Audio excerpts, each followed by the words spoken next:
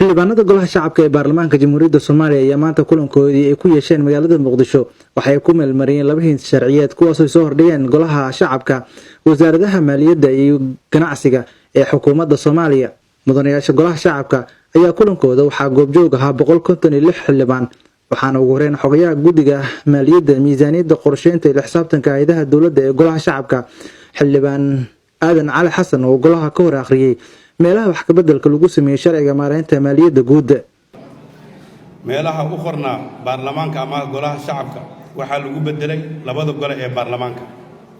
waxaa kale ee meel walba oo dawlad goboleedyada qaran ku qorneed lagu bedelay dawladaha xubnaha ka ah dawladda federaalka. qodobka 12 farqadiisa labaad waxaa lagu soo kordhiyay in hanti dhowrayaasha guud ee dawlad goboleedyada ay yeelanayaan awoodaha hanti dhowrka guud ee heer dawlad goboleed. waxaa golaha sharafta ka codsanaynaa iyaga oo waajibaadkooda dastuuriga gudanaya in sharcigan ay ansixiyaan. intaas kadib xildhibaanada golaha shacabka ayaa u codeeyay sharcigan waxaana codka haa ku ogolaatay 148 xildhibaan. 6 kamid ah xildhibaanada ayaa diiday halka 2 xildhibaan ay ka aamusay sida natiijada uu ku dhawaaqay gudoomiyaha golaha shacabka ee baarlamaanka Soomaaliya Maxamed Muuse Sheekh Cabdiraxmaan oo shir gudoon ahaa. waxaa ogol u codeeyay 148 waxaa diiday waa 6 xildhibaan waxaa ka aamusay 2 xildhibaan sidaas ayuu ansax ku yahay. wasiirka wasaaradda maaliyadda ee xukuumadda Soomaaliya Dr. Cabdiraxmaan Ducaale Beyle ayaa u mahadceliyay xildhibaanada golaha shacabka sida ay u meelmariyeen sharcigan oo uu sheegay inuu ahaa mid muhiimad gaar ah leh. waxa markaa anigu halkan u leeyahay waxa weeye inaan idin mahadceliyo komitigii guddidii ka soo shaqaysay labada guddi runtii aqalkan iyo aqalka sare golaha shacabka iyo sanadka oo waqti dheer geliyay juhdi dheer weyn ku bixiyay runtii inay ka soo shaqeeyaan oo gobolada la tagay oo halkan kaga shaqeeyay oo si fiican soo la faqro isla soo gartay baan aad iyo aad ugu mahadcelinayaa. waxaana aan hortiina ballan ka qaadayaa sharcigaasi in la dhaqangeli doono wixii dhaqangelin u baahanna aan samayn doono ee shuruuca kale ka soo farcamaya. intaas kadib xildhibaanada golaha shacabka ayaa mar kale u codeeyay sharciga shirkadaha hore golaha u ansixiyay isla markaana dib ugu soo celiyay golaha aqalka sare waxaana ogolaatay 156 xildhibaan oo ah tirada guud ee xildhibaanada kulanka maanta joogay.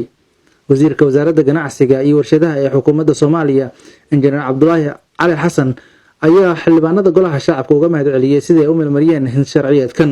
runtii sharaf weyn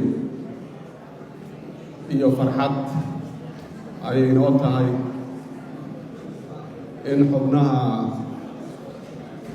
baarlamaanka ama golaha shacabka ay maanta halkaan si aqlabiyada ay ugu codeeyaan hindisiya sharciyeedka shirkadaha ayagoo runtii dareemay ahamiyadda ballaaran iyo muhiimadda uu leeyahay dalkeenna gaar ahaan ganacsiga iyo horumarka dhaqaalaha iyo shaqo abuurka intaba.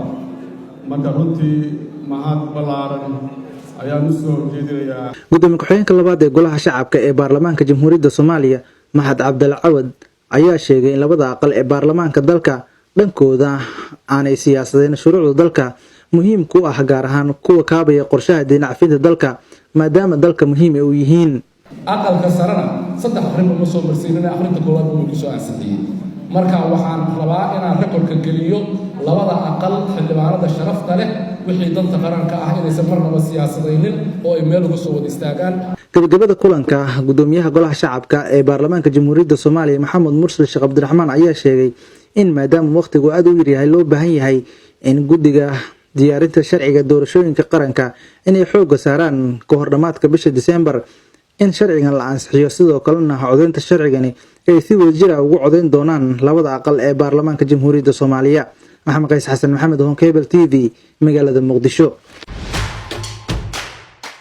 adeega cusub ee shirkadda Dahabshiil iyo Dahab haddaba macmil adeegan cusub ee casriga ah waxa uu ku sahlayaa in adigoo jooga gurigaaga hoose goobtaada shaqo aad lacag ugu xawishid asxaabtaada iyo ehelkaaga jooga daafaha dunida.